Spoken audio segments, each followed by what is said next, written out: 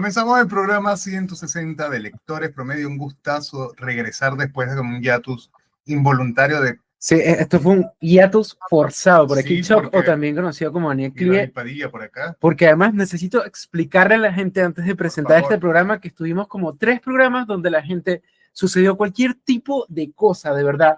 Un mapache terminó destruyendo un equipo de grabación, la gente cancelaba media hora o 5 minutos antes del programa, entonces al final... No, perdón. Quiero así como poner como la tachuela en la pizarra de la persona que... No vas a decir, no, aquí no vamos a... Aquí no vamos a exponer a gente, en fin. Ustedes me escriben en DM @ en Instagram. De verdad nos costó hacer el 160 porque la gente se empecinaba en no venir a este programa. Y además David detesta hacer programas sin ningún tipo de invitado. Claro, porque es más divertido conversar como estamos tras cámaras con nuestro invitado. Sí, mira, esta semana nos acompaña Tania Huerta, directora editorial de la editorial peruana de literatura fantástica, horror y ciencia ficción. Por favor, pasa Pandemonium, de la editorial Pandemonium. Y que pase Pandemonium. ¿Cómo estás, Tania? Hola, chicos, ¿cómo están? Acá bien y muy agradecida también por la oportunidad, ¿no?, que me están dando de promocionar un poquito pues lo que es la literatura fantástica peruana, ¿no?, dentro de su programa.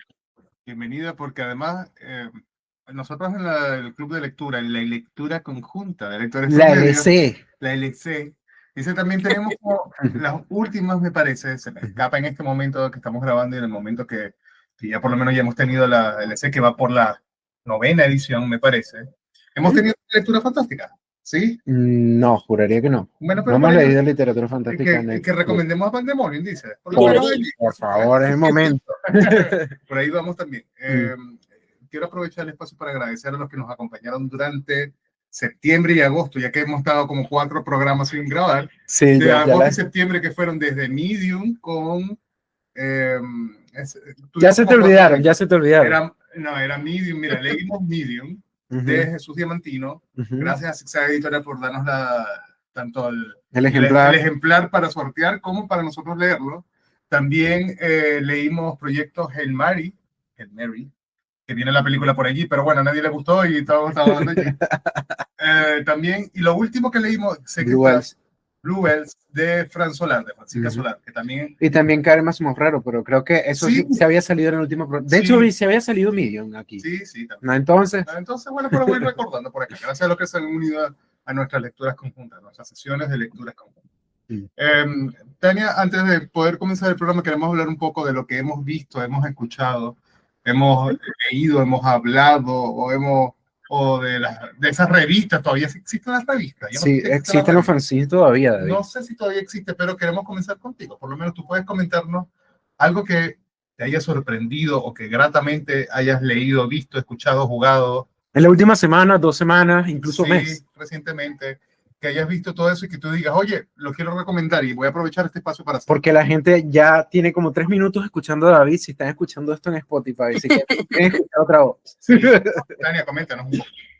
¿Qué tienes por allí que hayas visto, leído, escuchado, David? Bueno, justamente hace un par de días, conversando con Roberto Rivera, que es un ilustrador chileno, que hace poco estuvo acá en el Perú.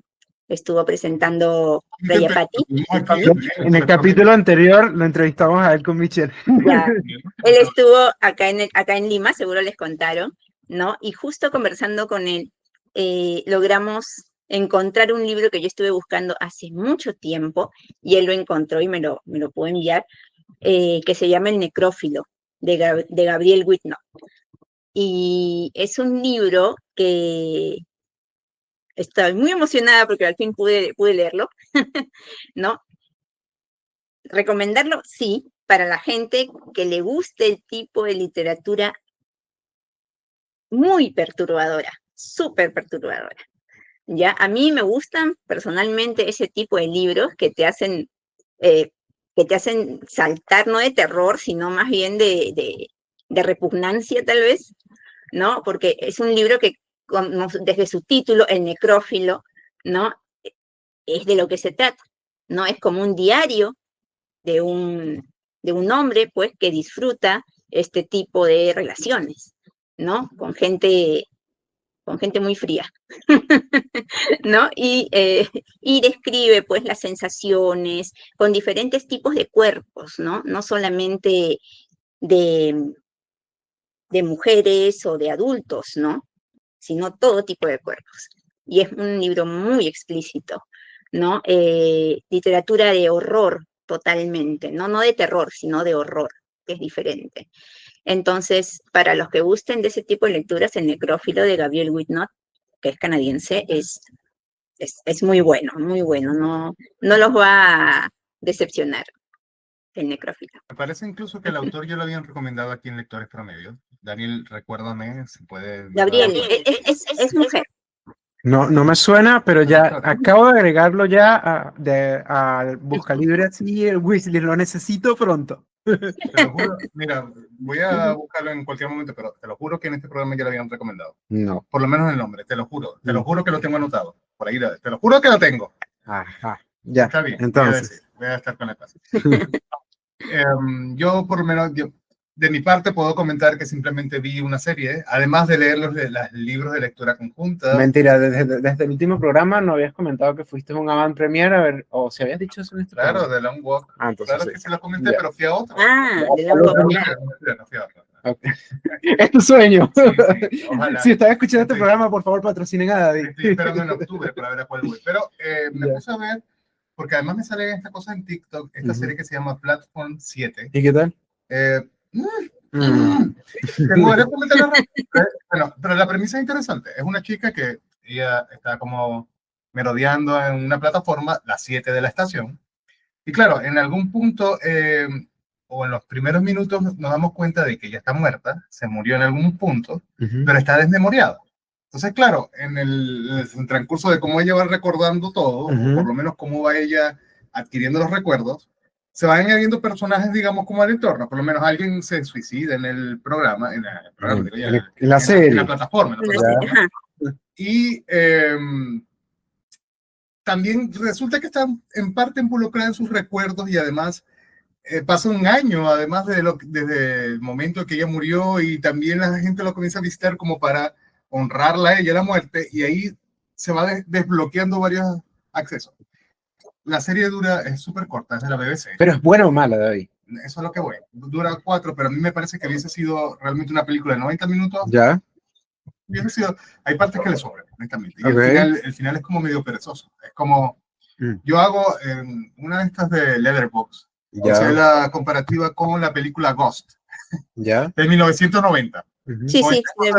Hay como asuntos pendientes que trascienden la muerte, como el tema del amor, y estas cosas como de la venganza, esas cosas trascienden la muerte. Aquí pasa un poco eso, acá.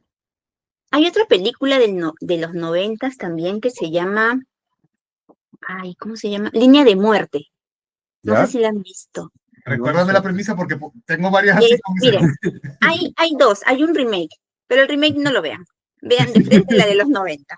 Ya se llama Línea de Muerte y es con todavía unos casi desconocidos, Julia Roberts y Kevin Bacon, Kiefer Sutherland, todos son conocidos, pero están jovencitos.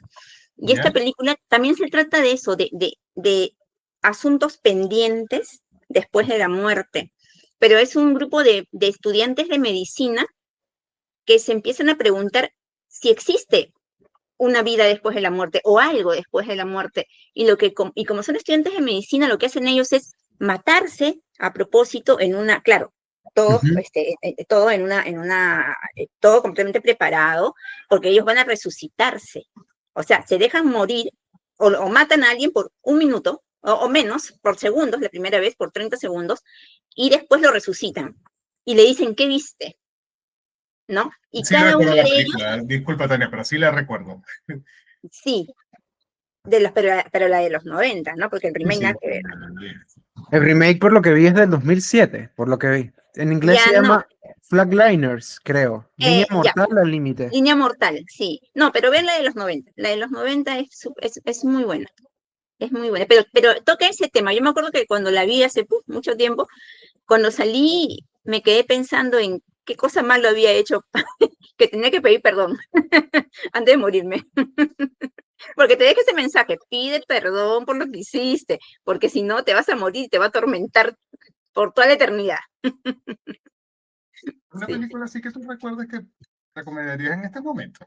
Ahora que desbloqueaste un recuerdo con esa película, ¿hay alguna otra que tú digas, ¿sabes qué? Tengo esta película ahí anotada. Hay una película que sí, es de terror, total. Es tailandesa, se llama Shooter. Si no la han visto, les gusta el terror, pero eso es así que te crispa totalmente, Shooter. A mí normalmente las películas de terror las veo y me entretienen y todo, pero así nomás ninguna película de verdad me da miedo, o sea, me tiene pues agazapada así, esperando, ¿no? O mirando los costados, o con nervios, o me deja pensando y pensando después en la película, pero Shooter es una de las que sí hace eso, ¿no? Es una película que de verdad te da estos sentimientos de temor, ¿no? Es sobre un fotógrafo y su dolor en el cuello y en los hombros. Mira, y la película es, ¿de qué se trata? Dime. No, porque recuerdo que la película es un remake de una versión japonesa o tailandesa. Es tailandesa. Es tailandesa, ¿ves? Sí, la recuerdo, incluso en Instagram. En Instagram de o sea, a mí me parece que te quedaste dormido intentando verla. No, es muy buena. Y además, en la versión, digamos. Pero has visto la tailandesa. Sí, y además es como que no puedes dormir, ¿no? Sí, la película es así, es fuerte, bien sí, además. Es bien fuerte, sí. Se me escapa, no recuerdo si en esta versión está Joshua Jackson, que era el de Dawson's Creek, el actor. Pero es muy vieja la película, también la que estaba comentando. Es súper vieja, es realmente muy buena. Es que me gustan las películas antiguas porque las de ahora, hasta ahora no veo una actual que pueda decir, wow, qué película. No, o sea, no sé. Y además se gastan los sendos títulos también. Babadook, y tú dices, nada más con el nombre mencionado, no, mentira. Una que me gustó actual, la única creo que me ha gustado después de mucho tiempo actual, es Hereditary. Claro, me enfermita la película. Sí, bastante enfermita, pero me acaban de recordar una que me ha gustado mucho y que la he visto hace poquito, me estaba olvidando. La hermanastra más fea. Lo máximo. Justo antes de este programa yo le pregunté a David, ¿la viste? Bueno, todavía no. David, ve a verla, es de lo mejor de este año. Es muy buena. Muy buena. Pero es que, perdón, en el cine, recientemente, aquí la van a estrenar el 9 de octubre, y hay como entradas para Van Premier. Entonces, en mi cuenta paralela de Instagram, que está por aquí en todas cosas, estoy concursando a ver si voy a la Van Premier. Espero que eso se me dé el milagro y vaya como el primer estreno de octubre, sea ese. Yo la vi un par de meses la habré visto, pero es muy buena. Esta película me gustó bastante. También. ¿Ve? De hermanastra más fea. ¿Tú quieres comentar algo que hayas visto o leído? No, te acordaste que estaba en este programa. Yo pensé que era un invitado más. Si tú quieres hablar. Mira, sí, tengo algo que no me pareció tan bueno y tengo algo que me pareció muy entretenido. Con lo que me pareció no tan bueno, vi por allí un anime que es del año 2018, se llama Violet Evergarden, no lo había visto. En el fondo, juega con esta idea como de... Ella en el fondo se transforma como en esta especie de secretaria que se encarga de transcribir cartas. Y esto es posguerra. En el fondo te hacen como un símil que ella es un androide, que ya no tiene sentimientos, y ella tiene que tratar como de tener una identidad humana. Es interesante, pero al final a mí no me terminó convenciendo. Hay gente que le encanta esta serie y esta película. No me gustó tanto. Por otro lado, vi Murderbot. Esto es una serie, es una adaptación de una serie de novelas, está en Apple TV y es muy, muy divertida. De verdad me recordó mucho como la guía del autoescapista espacial. Es una cosa como random. En el fondo, te ponen la premisa de que él es un robot que se autohackea y quiere rebelarse ante la raza humana, pero lo que él hace dentro de ese momento de rebeldía es ver series de televisión. Y en el momento en que ve series de televisión, va entendiendo el comportamiento humano. Y claro, con el grupo de personas con los que vive, también empieza a cuestionarlos. Está basado en una serie de novelas. Lo que me sorprendió es que yo había visto estas novelas y pensé que era muy, muy serio. y la serie tiene mucho humor negro, tiene crítica social. Me sorprendió, me quedé con ganas de leer los libros. Me pareció algo como muy diferente yendo a los espacios de la ciencia ficción, sobre todo que parece como ciencia ficción muy dura. Lo conseguí interesante. ¿Lo va a proponer en la lectura conjunta de lectores promedio? Puede ser. Ya está bien. Tenemos que pasen las votaciones. Ya. Se me había olvidado que había visto, ¿puedes entender? Sí. Como tú, que todos los fines de semana ves algo, pero se te olvida. No, yo lo pongo, por eso es que lo reseño en la Jackbox. Ya. Por lo menos para ir reseñando. Pero ya un poco. Ay, sí, igualdad. ¿Tú crees? No, yo me olvido muy rápido las cosas. ¿Ves la tabla del 7 o recordar alguna serie, por favor? O películas. ¿Cómo podría? Tania, para hablar un poco ya entrar un poco de materia, porque hemos hablado de todo por acá, pero comentar un poco de Pandemonium. Yo quiero saber un poco, al menos, cómo nació, cómo se mantiene el proyecto, pero principalmente cómo nació. Te dio un ataque mientras mantiene. Sí, quiero saber principalmente cómo nació. Ya. A ver, Pandemonium nace desde primero una revista que se llamaba Aeternum. Es una revista igual, siempre de lo que es la narrativa fantástica, de terror, de ciencia ficción, que era gratuita. Y esta nace por un taller al que fui era un taller de narrativa de terror, y conocí un grupo de gente con los mismos gustos, y todos escribíamos, y un día se nos ocurrió, porque realmente por diversión, hacer un PDF con varios cuentos de terror. Y se acercaba el Día de la Madre, y dijimos, ok, vamos a hacer terror, pero con madres, ¿no? Que las protagonistas sean mamás, ¿no? De diferentes tipos. Y lanzamos, era un PDF común y silvestre, ¿eh? Tenía creo que 10 cuentos, una cosa así, y lo lanzamos un Día de la Madre, gratuito, ¿no? A la gente le gustó mucho y dijeron, oye, ¿cuándo el próximo número? Y nosotros, la verdad, ni siquiera habíamos pensado hacer otro próximo número, ¿no? Pero como les gustó, dijimos, ok, vamos a hacer otro. Y lo hicimos para Fiestas Patrias, que es en julio, acá en el Perú, ¿no? 28 de julio, y se llamó Héroes y Santos, porque eran cuentos de fantasía oscura con héroes y santos peruanos. Entonces así, y seguimos, y Aeternum tuvo 11 números, ya, es más, se abrió convocatoria internacional y todo, ¿eh? La gente mandaba sus cuentos, los mejores eran publicados en esta revista virtual, ya había diseñadores, o sea, se volvió ya una revista que salía más o menos eran 2 números por año, o 3 números por año. Y así fue, pero todo era virtual y gratuito. Y entonces todo el mundo nos decía siempre, ¿y cuándo van a sacar los libros físicos de la revista, ¿no? De Aeternum? Nosotros decíamos, no, esto es virtual y que no sé qué. Pero conversando dijimos, ok, hay que sacar algún tomo en físico. Y ahí nace ya, para no combinarlo con la revista, que era Aeternum, ¿no? Nace Pandemonium, que ya era editorial, o sea, ya era otra cosa, ¿no? La formamos legalmente, o sea, Pandemonium siempre funcionó legalmente, o sea, con sus papeles y todo desde el comienzo, ¿no? La formamos primero entre amigos, ¿no? Y siguió, y Pandemonium siempre fue también, no miento, no fue siempre física, al comienzo fue virtual también. ¿Por qué? Porque justo cuando sacamos Pandemonium, viene el COVID y viene la pandemia, porque nosotros, la fundación de Pandemonium, ¿no? Es a finales del 2019. Y nunca pensamos que en el 2020, a comienzos de año nomás, iba a pasar esto de la pandemia. Todo. Y nos fregó totalmente porque teníamos una revista impresa que no pudimos sacar, o mejor dicho, bueno, sí la sacamos, pero no se pudo comercializar por la pandemia, y los primeros números de libros de Pandemonium fueron virtuales. Y después de eso, ya pero en el mismo 2020, como a mitad de año, dijimos, no, hay que hacerlo de todas maneras físico, y nos arriesgamos y sacamos un libro físico. no, 2 libros físicos, ¿no? Que los entregábamos por delivery cuando la gente ya empezó a salir, aunque sea para los envíos. Y así nace, ¿no? Pandemonium, pero siempre con este espíritu, desde Eternum, con este espíritu de lo fantástico, ¿no? Porque es lo que queremos que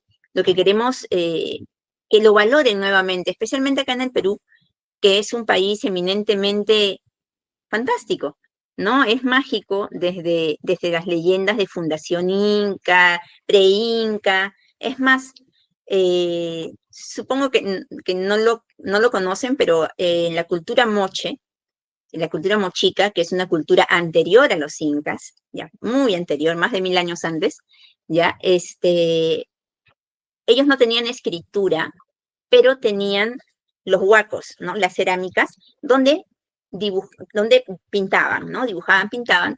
Entonces se ha descubierto en una serie de huacos una historia, ¿no? Ellos tienen un monstruo que se llama el monstruo lunar, ya, que es como, parece como un perro, ya, pero bueno, es el monstruo lunar.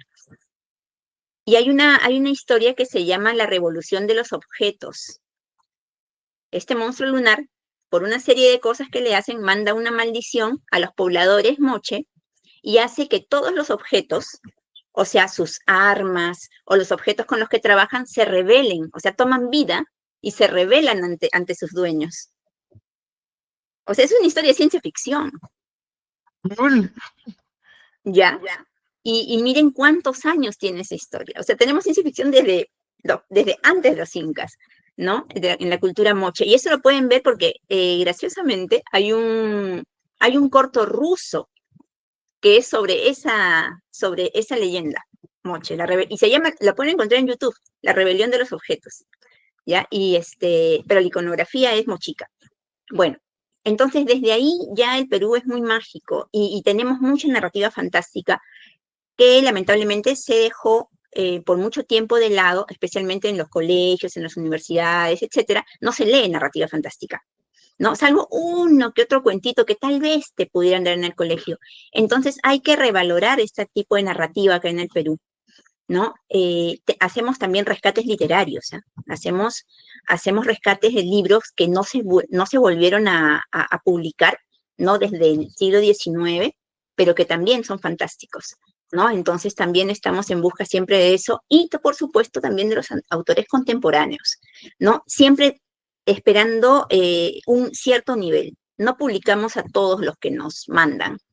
Somos muy pesados para escoger quiénes son los que van a salir en Pandemonium, porque eso es lo que queremos. Queremos narrativa fantástica, pero de calidad, ¿no? Competitiva. ¿Qué factor o qué elementos describen los sellos de terror dentro del catálogo? Por aquí estoy viendo, o al menos los que me salen también en Buscalibre, y hay algo que me llama mucho la atención, que hay algo muy marcado con el tema de las maldiciones, como el tema de algo que marca y cambia al individuo. Entonces, descríbenos un poco cómo es el terror de Pandemonium, de los autores que han publicado, y también cuál ha sido uno. Claro, no nos vas a decir, mi hijo favorito porque tú quieres todos tus hijos igual, pero, Sí. pero ¿cuáles han sido esos títulos que tú dices, wow, esto de verdad, cuando lo leímos estuvo increíble? Eso. Bueno, normalmente para que nosotros publiquemos un libro tenemos que decir eso. Wow, estuvo increíble, lo publico. No publicamos algo de que, ay, ya, bueno, está bien, por ahí que a alguien le gusta. No, imposible, tiene que ser excelente, ¿no? Lo bueno es que en Pandemonium tenemos diferentes tipos de terror y de horror, valga la diferencia, ¿ya? Terror es lo que te da esa sensación de miedo, de temor, ¿no? Que te hace sentir como que alguien te puede hacer daño. Y el horror es lo que te da normalmente repugnancia, te da asco, te da repelús, algo de rechazo. Ya, esa es la diferencia. Bueno, entonces, en Pandemonium, por ejemplo, tenemos un terror. Yanina Puliti tiene un libro que se llama Mala Sangre, que lo publicamos el año pasado. Es un terror muy íntimo. ¿Por qué? Porque los factores de este terror no son externos. No es un ser que está afuera, no es algo que pueda, que te ataca desde lejos. este terror está dentro de la familia. Todos los cuentos son cuentos de terror, pero dentro de la familia. Son familias recontra perturbadas, así hasta la locura. Y todos los cuentos tienen esa característica. Todos los protagonistas son hermanos, padres, abuelos, tíos, etcétera, ¿no? O sea, es un terror muy íntimo en este aspecto. Después tenemos el terror que ahora último, ahora este año, en 2025, nos trae Daniel Salvo en un libro que se llama Sangre para los dioses, ¿no? Es un terror, pero que combina también con la ciencia ficción. Pero es un terror donde interviene mucho lo que es la cosmovisión andina, porque toca también lo que son leyendas andinas peruanas, mitos, monstruos, ¿no? De la mitología inca o pre-inca, ¿no? Las maldiciones, los sacrificios humanos, etcétera, ¿no? Después tenemos otros, los de horror, por ejemplo. Tenemos uno que se llama Para tenerlos bajo llave, que es un libro icónico porque el libro que hemos sacado este año es un libro conmemorativo por los 30 años de Para tenerlos bajo llave. Porque ese libro, su primera edición, sale en el 95. Totalmente escandaloso. Para tenerlos bajo llave es horror. ¿Ya? Es un horror muy fuerte que toca temas muy tabús, pero muy tabús, ¿ya? Contra la religión, la política, tiene todas las parafilias sexuales, todo lo que puedas encontrar es en ese libro, ¿ya? Entonces salen en el 95 con mucha censura, lo sacan de todas las librerías, lo prohíben, ¿ya? Es más, el autor perdió el trabajo en ese momento, etcétera, etcétera, y se volvió, por supuesto, un libro de culto porque a la gente le gusta lo prohibido, ¿no?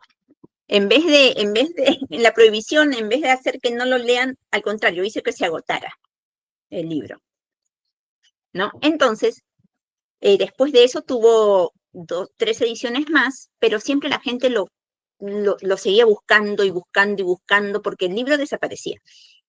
Y entonces este año, que cumplía 30 años, sacamos una edición conmemorativa por los 30 años de Para tenerlos bajo llave, de Carlos Carrillo, que es considerado el padre del horror grotesco peruano. Y es una edición que tiene es una edición crítica, porque es una edición que tiene un estudio preliminar y un prólogo, ¿no? Entonces como que le ha subido también el level de simplemente un libro de cuentos a un libro que tranquilamente puede ser estudiado o parte de una tesis, ¿no? Entonces, ese libro también tiene otro tipo de horror, ¿no? Entonces, como verán, tratamos de que no sea solo una línea, ¿no? Tenemos terror también paranormal, ¿no? Con Expedientes Morgue, que es un libro también que hemos sacado este año. Tenemos el terror grotesco con Instinto Bestial, con Horridum, que también tocan ese tema. Tenemos fantasía oscura, ¿no? Como en El linaje de Abaddon, que es una novela que transcurre en otra dimensión demoníaca, donde hay ángeles, demonios, hay nefilins, etc. Entonces tratamos pues de que, perdón, de tener variedad, ¿no? Pero siempre dentro de la línea, ¿no? Por eso cuando vienen los lectores siempre le decimos, ¿qué tipo de terror quieres? ¿Psicológico, corporal, te gusta la sangre? O no, a lo mejor es solamente te gustan las situaciones tenebrosas, entonces tenemos pues para todos los gustos. Estás comentando un poco de realmente lo que busca el lector, pero si es al contrario, si más o menos Pandemonium quiere presentarse, dicen, oye, somos Pandemonium, y este es, digamos, perdón porque necesito un ejemplo cinematográfico como Marvel. Aquí viene una de las preguntas que duran 4 minutos. Cállate la boca. Mira, de repente tienen como este tema de la línea principal va a estar en las películas, el tema Marvel, pero siempre va a haber como series que explican o tienen subtemáticas para explicar esta línea principal. Desde parte de Pandemonium, ¿cuáles serían, digamos, como estos libros principales que tú debes leer porque son, digamos, las tiendas anclas de este centro comercial? Que tienes que leerlos sí o que sí porque son los principales ya comentaste parte, pero digamos como que tienes que leerlos sí o sí. Y si de repente te gustó más o menos, tenemos estos otros libros, como estos géneros, como estos subgéneros, ¿cuáles dirías primero que irían en esta línea principal? Que tú digas, estos son los más representativos de Pandemonium. Claro, sí te entiendo. A ver, representando al horror para tenerlos bajo llave, que como les digo es un libro de culto peruano. Si te gusta el horror visceral y lees para tenerlos bajo llave, si te gusta ese, tenemos más de ese tipo, ¿no? En lo que es, por ejemplo, la narrativa tal vez de ciencia ficción o de zombies, tenemos uno que es tal vez el libro más famoso de Pandemonium, que se llama Historia del Perú, pero historia con Z, Historia del Perú. ¿Por qué? Ese libro está hecho totalmente como si fuera un texto para colegio, ¿ya? Y toca, o sea, por capítulo, igualito que en la historia que seguro también les enseñan a ustedes, la historia de Chile, y que toca por capítulos, ¿no? La aparición del hombre en Chile, las guerras, etcétera, etcétera, ¿no? Igual acá, ¿no? También aparece la aparición del hombre en el Perú, y culturas pre-incas, cultura inca, la conquista, el virreinato, la guerra del Pacífico, todo, ¿no? Hasta los años 80, más o menos, ese libro con la guerra antisubversiva, en la época del terrorismo, con la característica de que todos los capítulos, ¿no? En todos los capítulos hay zombies. Entonces es la historia del Perú con zombies, ¿ya? Algo así como Orgullo, Prejuicio y Zombies, una cosa así, pero con la historia del Perú, ¿no? Es un libro en tapa dura, o sea, tú lo ves y parece un libro de colegio, ¿no? Ese es tal vez el libro más famoso de Pandemonium, el que nos piden así a rabiar, ¿no? Ese libro, por ejemplo, también es uno de los que nos representa, ¿no? Y si les gusta ese, también tenemos más, ¿no? O sea, de ese tipo, como Pacífica, que es el que les comenté a ustedes, que ese libro también es bastante importante, porque Pacífica es un libro que podríamos, inventando tal vez un género, podríamos decir que es histórico-fantástico, ¿no? Porque es un libro que, como su nombre lo dice, Pacífica, trae cuentos sobre la Guerra del Pacífico, y es una coedición con la editorial chilena Siech. Son 16 cuentos, 8 de autores chilenos y 8 de autores peruanos. Tiene 2 prólogos, uno de Chile y uno de Perú, ¿no? Entonces,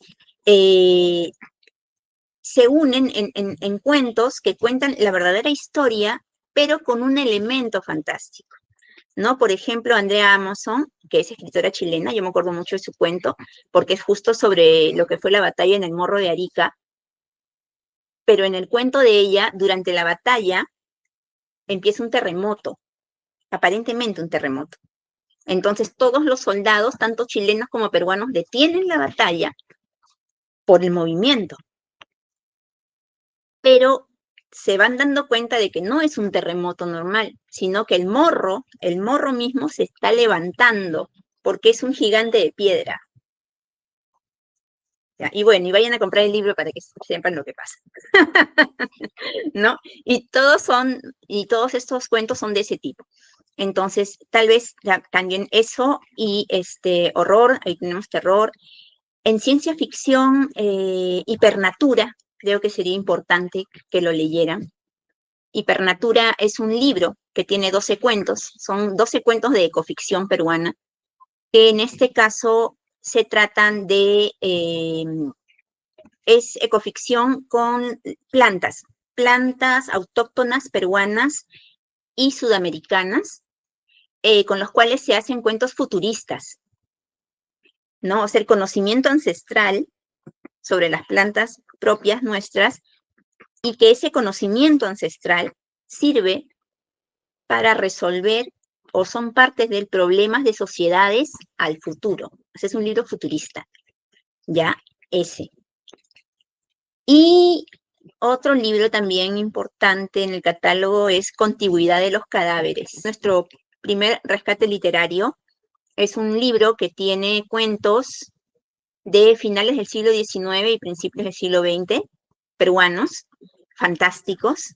Se llama así porque todos los cuentos son sobre cementerios, sobre cadáveres, sobre espectros y sobre amores necrófilos, pero del siglo XIX, y con autores que son bastante reconocidos en el Perú, pero que nadie sabía que tenían este tipo de literatura. Ellos eran reconocidos por ser autores realistas o indigenistas, pero nadie sabía que también tenían este tipo de cuentos, que ese fue, bueno, la investigadora Helen Garnica fue la que fue pues buscándolos, ¿no? En revista, o sea, a esto no lo encuentras en internet, ¿no? Tienes que ir a zambullirte literalmente en la Biblioteca Nacional y empezar a ver pues todas las revistas, las novelas de folletín, etcétera, que se sacaban en el siglo XIX para descubrir estos cuentos, ¿no? Entonces tal vez esos libros de Pandemonium son los que podrían ver para saber qué más pueden encontrar dentro del catálogo. Yo tengo, una de las cosas que más me critica David en este programa es que yo tengo el defecto de hacer dos preguntas a la vez. Todavía lo critico. No, porque ahora tú también lo adquiriste, así que nada, no tengo nada que decir. Lo primero es cómo es el día a día de Pandemonium y cómo se distribuyen, ya sea las tareas, la publicación, el recibir manuscritos. Y lo segundo, cómo descubren estos autores para restaurar algunas obras y cómo sería el proceso también. No lo sé, por ejemplo, quizás ya el autor falleció o el autor ya no vive en Perú. ¿Cómo es eso? Porque también me llama la atención que en el fondo es algo que no todas las editoriales hacen y tiene una tarea como encomiable, como admirable, de cierta manera. Los rescates, sí. A ver, primero, ¿cómo nos distribuimos el trabajo? Yo sé que parece un equipo gigante, pero somos solamente 2 personas, ¿ya? Yo soy editora y soy correctora de estilo. Y Luis, que lamentablemente no ha podido estar acá porque está enfermito, él es diseñador y maquetador. Entonces, y también es editor. Entonces, entre los dos escogemos las obras que nos llegan, ¿no? Al correo siempre nos están llegando manuscritos, los leemos y dependiendo pues de lo bueno que puedan ser, nos comunicamos con los autores y bueno, y conversamos, ¿no? A ver si es que quieren publicar, si pueden, de todos los detalles, contratos, etcétera, etcétera, ¿no? Ahora, ¿cómo es una publicación de rescate? En el caso de Contigüidad de los Cadáveres, que es el que les comenté, Helen Garnica es una investigadora de la Universidad de San Marcos, es especialista en el siglo XIX. Entonces, ella sabe que a mí personalmente me encanta la literatura del siglo XIX, me gusta mucho. Entonces, conversando con ella, ella me dijo que tenía este proyecto. Y yo le dije que Pandemonium estaba pues con las puertas abiertas esperando ese proyecto porque era ideal, ¿no? Era ideal tanto en el tema como en el gusto personal. Y Contigüidad de los Cadáveres llega así a Pandemonium. Pero aparte de eso también, sí, ya después de Contigüidad hemos buscado también, ahorita tenemos otro proyecto de rescate, 2 proyectos de rescate, ¿no? Porque uno va descubriendo, ¿no? Conversando con investigadores y todos va descubriendo los rescates. Hay mucho rescate en Perú, muchísimo, pero no fantástico. Fantástico hay poquitos, ¿no? Pero bueno, eso, nosotros estamos pues atrás de eso para ver cuáles son las novedades en ese mundo del 19 o antes, si es posible. ¿Cómo se hace? Bueno, primero que nada tienes que ver los derechos de autor, ¿no? La gran mayoría de autores de rescate ya están fallecidos. Por eso entre los editores dicen siempre son los autores más con los que más fácil se pacta, ¿no? La mayoría ya están fallecidos, tienen más de 70, tienen que tener, acá en el Perú, tienen que tener más de 70 años de fallecido. Ya, a veces no sabes en qué año falleció un autor, pero si no sabes eso, la obra que tú quieres publicar o volver a publicar tiene que tener también más de 70 años. O sea, ¿es el autor o la obra? Pero uno de los dos tiene que tener más de 70 años, ¿no? La obra de publicado y el autor de fallecido. Cualquiera de estas dos. Ahora, si es que todavía no cumplen los 70 años, ahí te toca buscar a la familia o al heredero, en todo caso, de los derechos y conversar, ¿no? Hay personas que, bueno, que te piden alguna compensación económica por los derechos de publicación Y hay otros que no, otros al contrario, que están muy contentos de que su abuelo, su bisabuelo, ¿no?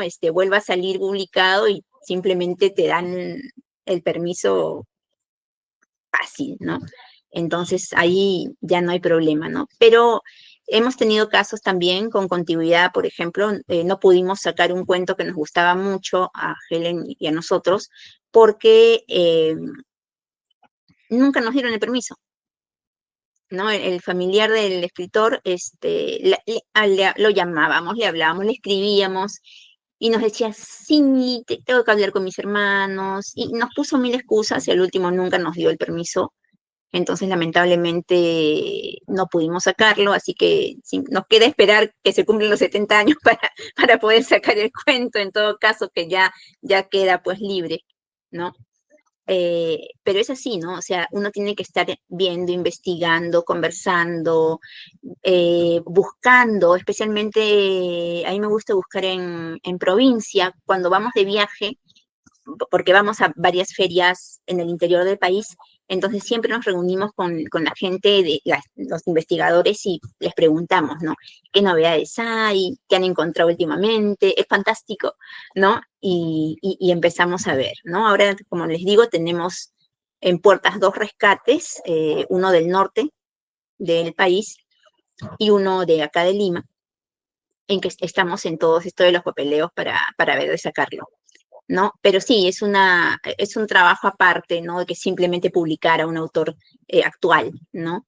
Es toda una investigación, pero es súper interesante. Es genial leer este tipo de cuentos. Es lo que tengo la duda, por lo menos estamos hablando de más de 70 años, 1955. ¿Qué tipo de contenido vemos de hace... De temáticas. De 70 años? ¿Qué escriben allí, por lo menos? ¿Qué podemos por lo menos leer allí? A ver, hablo por Perú, hablo por lo que hemos leído nosotros, ¿no? Hay mucho de lo que es más paranormal. O sea, hay mucho de lo que son espectros, apariciones, cosas muy tenebrosas, ¿no? Sobre cementerios, casas abandonadas, y aparte también, por supuesto, creencias, ¿no? Como por ejemplo, los tapados. ¿Ustedes saben lo que son los tapados? Los tapados son tesoros, ¿ya? Que tenían en las familias ricas del siglo XIX, y estos tesoros, que eran tesoros de verdad, o sea, eran joyas, objetos de oro, de plata, etcétera, los enterraban en alguna parte de la casa. Pero, un detalle. En nuestro país de origen se le dice morrocotas, me dice ahí por aquí. Ya, eso. Acá se le dice tapados, pero para que ese tapado esté mejor cuidado, tenían que enterrar huesos, o mejor dicho, un cadáver. Y si era de niño, mejor. Entonces, había épocas en que desaparecían muchos niños, la mayoría mendigos, niños pues que nadie iba a reclamar. Y eran asesinados especialmente para ponerlos dentro de un tapado para que los cuidara, ¿no? Entonces, ese tipo de leyendas hay mucho, ¿no? Y como les digo, mucho de espectros, de apariciones de condenados, ¿no? Los condenados, que son una especie de muertos vivos, de almas que penan, ¿no? Algunos son más físicos, algunos son carnívoros. Esta figura del condenado también es muy usada en lo que es la narrativa del 19, más que nada en la sierra peruana, ¿no? Es muy interesante. Hay mucha mitología y muchos monstruos también de los que se habla, ¿no? Jarjaya. La jarjaya es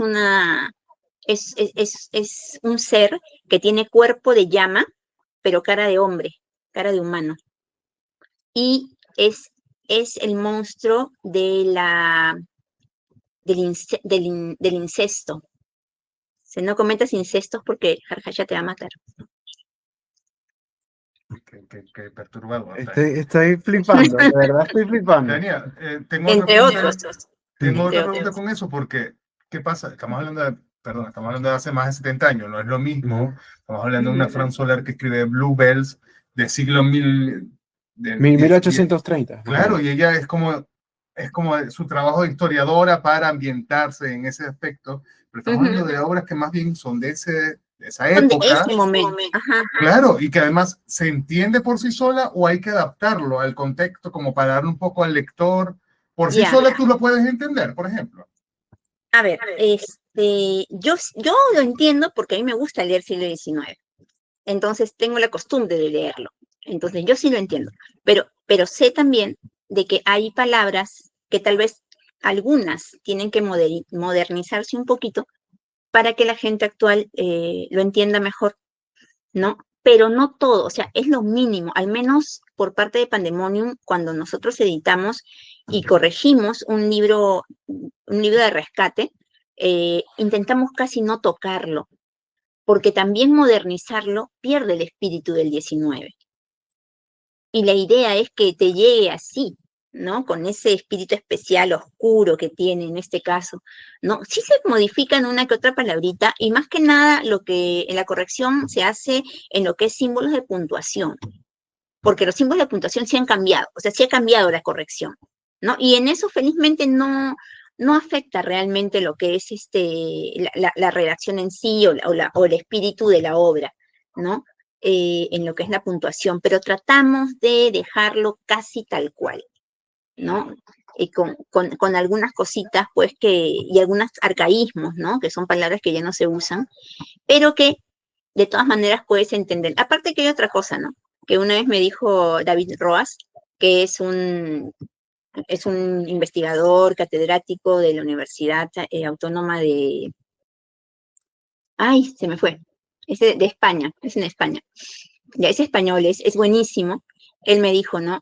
Cuando no cambies las palabras o no cambies las cosas, porque cuando un lector de verdad está interesado en lo que está leyendo, va a ir a buscarlo. Y aparte ahorita es tan fácil buscar una palabra o buscarlo el significado, lo tienes en la mano, ¿no? No es como antes que tenías que ir a un diccionario, ¿no? Al toque nomás rapidito lo entiendes y va a entender y se va a interesar, o sea, no le expliques tanto al lector, no le des todas las cosas comiditas, ¿no? No lo trates como tonto al lector, no, déjalo que investigue, déjalo que también le importe la obra, lo que está leyendo, ¿no? Entonces, en este tipo de casos de los rescates, es lo que se intenta, ¿no? Ya si hay una palabra ya demasiado difícil o que realmente no se entiende, se puede modernizar, ¿no? Pero una que otra cosa, pues, ¿no? Pero la gran mayoría queda tal cual está. Porque esa es la idea. Tania, necesito ya, como para ir cerrando un poco con el tema porque inevitablemente tengo que mencionar casos como lo que pasó con Roald Dahl, que sus obras fueron actualizadas por el tema de que trataba tabúes o cosas que decían, oh, ¿cómo va a decir eso? Hay que actualizarlo, no puede ser. Mafalda, no. Digo yo. Matilda, por favor, no, oh, no, ¿qué estás haciendo? Pero ¿tú crees que en algún caso, por lo menos estamos viendo que en 2025 todavía hay interés por obras del siglo XIX? ¿Crees que pensando ya dentro de 10 años o de 20 años o 30 años ya, llegar a 100 años allí, hace falta actualizarlo o haya que hacerle como algún tipo de ajuste o eres simplemente defensora de que así como debe ser, así debe mantenerse por los siguientes años? Algo de pincelada encima es lo que quizás estás diciendo. Sí, es como... Okay. Ya dijiste algo de tu postura al respecto, pero quiero que ahondes un poco más sobre eso. Oye, ¿tú dormiste hoy? No, no dormido, se nota, me parece. Bueno, yo sí soy defensora de lo clásico, lo que debe quedarse como está, ¿no? Porque cada época literaria, o sea, literariamente hablando, cada época también ha tenido sus características, su sabor, ¿no? Y ahí es que diferenciamos, hasta en la historia, ¿no? O sea, cada momento de la historia se ha vivido diferente. ¿Para qué voy a actualizar algo del pasado si lo que quiero más bien es estudiarlo y ver cómo fue? ¿No? En la literatura es igual. Quiero ver cómo escribían los autores del 19. ¿Para qué lo voy a modernizar? Puedo leer obras actuales. en cambio, si tú lees algo del 19, vas a ver la diferencia hasta de las descripciones, ¿no? Las descripciones son mucho más poéticas, las descripciones, las palabras que usan son diferentes, o sea, es una literatura mucho más hasta elegante, y es elegante para describir cosas muy horrendas a veces. No sé si han leído al Marqués de Sade, que sus temas son pues tabús desde esa época hasta ahorita, ¿no? Sin embargo, cómo describe esas atrocidades es hermoso, ¿no? Sus palabras son hermosas, la forma de describir bellamente lo horrible, ¿no? Y es una de las características del 19, ¿no? Acá en el Perú, como les contaba, en este libro estamos hablando de amores necrófilos. O sea, hay cuentos sobre eso, sobre amores con muertos o muertas. Pero está tan bellamente escrito, ya, que uno lo pasa suavecito, ¿no? ¿No? Entonces, yo creo que si uno le quitara eso, de quitar esa forma de escribir y lo actualizara a palabras modernas o a cosas más directas, le quitaría todo, ¿no? Toda la atmósfera a ese tipo de libro, ¿no? Yo sí soy defensora de que debe quedarse como es. Y si tienes que mover algo, que sea lo mínimo. Sí. Nos ha quedado como 18.000 preguntas en el tintero, te lo juro. Pero ya tenemos que ir cerrando el espacio. ¿Dónde podemos conseguir Pandemonium en internet? ¿Dónde podemos desde Chile o desde cualquier parte del mundo? Oye, me interesa saber de los libros de los rescates. ¿Dónde podemos conseguirte por lo menos en internet? ¿Dónde? Todo lo demás. Nuestros libros para fuera del Perú están en Busca Libre. Ahí pueden conseguir los libros de Pandemonium, ¿ya? Y cualquier cosa, si se quieren comunicar con nosotros, nos pueden escribir al Instagram o al Facebook en Pandemonium Editorial, así tal cual. Ahí les vamos a contestar con mucho gusto. Sé que lo digo para todos, pero realmente nos diste como programa para 3 programas, para 3 horas. ¿Verdad? Podemos seguir conversando, te lo juro, que podemos seguir conversando. Además, podríamos hacer un programa sobre el terror latinoamericano que tiene que estar. Ya, me invitan nomás, ahí estoy, no hay problema. Tania, Daniel hace esos apuntes, pero yo nunca los he llegado a recibir. En algún momento él me dirá, y ahí te volvemos a contestar. Como el guión que no leíste hoy, amigo. No, pero no revisé nada. Muchísimas gracias por acompañarnos. Sí, fue un No, muchas gracias. Para nada. Vamos a tener la próxima oportunidad, Daniel, claro que sí. Por aquí se despide Chuck, o también conocido como Daniel Clie. El programa pueden conseguirlo en lectorespromedio.com, que está mucho mejor. Gracias, David Padilla, por siempre enviarnos newsletter. No.